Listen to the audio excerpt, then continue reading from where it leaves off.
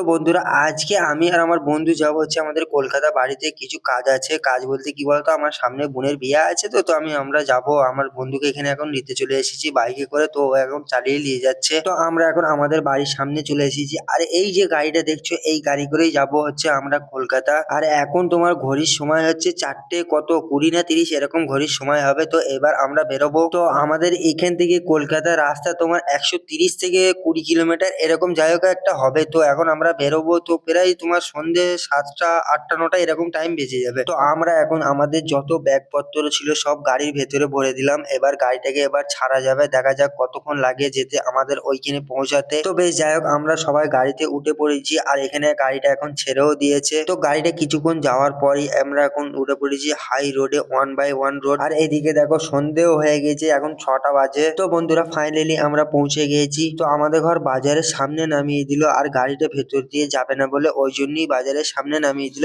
এইখান থেকে আমাদের ঘর সব হেঁটে হেঁটে যেতে হবে। তো বেশ যাই হোক, আজকের মিনি ব্লগটা এখানে শেষ করছি। আর হ্যাঁ, একটু কমেন্টে জানিয়ে দিও যে এতক্ষণ ধরে মিনি ব্লগটা দেখলে কেমন লাগলো। তো সাবস্ক্রাইব করতে যেন একদম ভুলে যেও না এটা।